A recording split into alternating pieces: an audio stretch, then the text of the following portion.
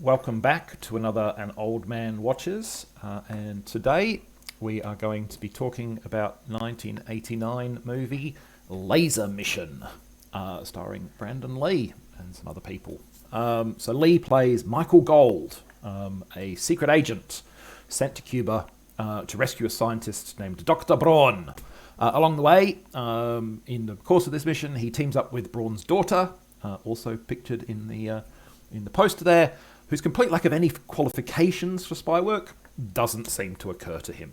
Possibly because she has a tendency to wear a lot of very deep necklines. It was, after all, the 80s.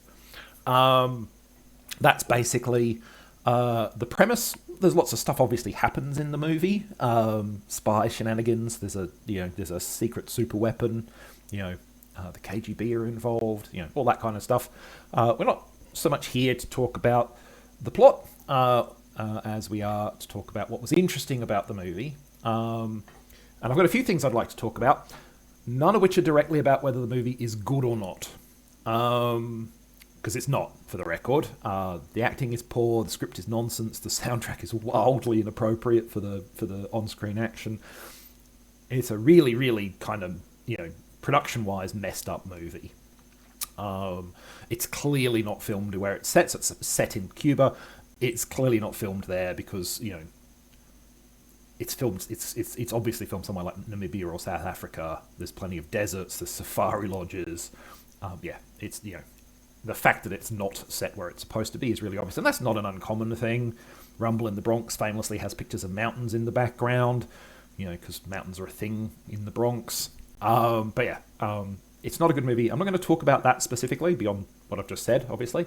But there are some things about this movie that I thought were interesting and that I wanted to discuss. So the first thing is, Michael Gold is clearly an attempt to create an American James Bond. There's been a couple of attempts to do this with varying degrees of success, shall we say. Mostly not success. But I think Laser Mission was the right idea at the right time, wrongly executed. So in 1989, James Bond was really struggling to establish a new identity. Timothy Dalton had taken over the role from an increasingly aged Roger Moore. And Bond as a franchise was trying to move in a more serious, less camp direction with middling success. The Living Daylights had already come out to very, very mixed kind of reception. And License to Kill was I think came out the same year and was sort of the grimmest Bond to date. So at a time when Bond was struggling to forge a new identity away from the sort of camp Roger Moore era, this wasn't a bad time to try and do a movie that would target Bond's previous niche of kind of camp over-the-top spy shenanigans. So hey, right time to roll the dice. But they came up snake eyes. But still, right time to roll the dice. So part of why, I guess, it comes up snake eyes is that 1989 is the year the Berlin Wall fell. But this movie has not got the memo. It's still stuck in peak Reagan-esque, evil empire kind of mindset, very much an early to mid 80s kind of mindset, you might say. It hasn't noticed what's going on in the world. Some very minor changes like not making it the KGB, but making it a terrorist organization like Spectre in Bond, which is something that has been made up for the purposes of the franchise, would have been smarter. It makes the movie feel a bit dated. The fact that it's set in Cuba rather than like Russia itself or Europe or something suggests that there was some awareness that hey, the communist regimes are basically falling, or maybe it was just we think we can make Namibia look like Cuba, or maybe I don't know when the plot was originally written. Maybe it was written at a time when they still thought of Cuba as being some kind of genuine threat to the United States, which is it's a bit like an elephant being scared of a mouse. Which yes, I know is a thing that happens in children's literature, but is not actually obviously a real thing. So very much Cold War hangover. It's interesting to see how long that kind of sentiment held on, stuck around. We're basically almost into the 90s at the point of this film, but it's still there. It's still a very, very strong cultural thing that they were trying to tap into with pretty minimal success. The final thing that I wanted to talk about, and it's a little bit of a sad thing, is R.I.P. Brandon Lee. So, I mean, Lee is not good in this movie.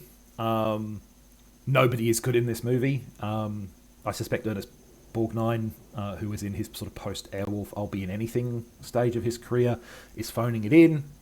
Lee is trying, but he's still very raw as an actor, and he's not given a lot of support by the script or the direction.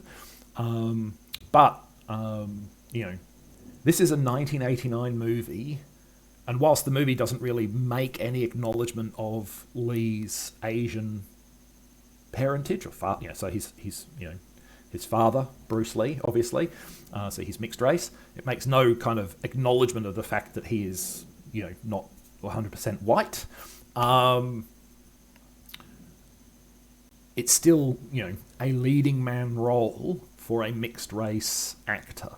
And he went on, obviously, to be in The Crow, which was a big success, and unfortunately, on which he died in the production of. And that movie showed that he had the charisma and he had the presence and he had, and he was working on the skills, and he could have been a successful leading man. And so not only was his death a personal tragedy, obviously, and I don't want to downplay that at all, huge tragedy for his family, but it's also, I think, a sad thing for representation in film. Here we had, an Asian American leading man 30 years ago. This is not a good movie, but he went on to, well-received movies. Today we still struggle to see Asian American actors in leading roles.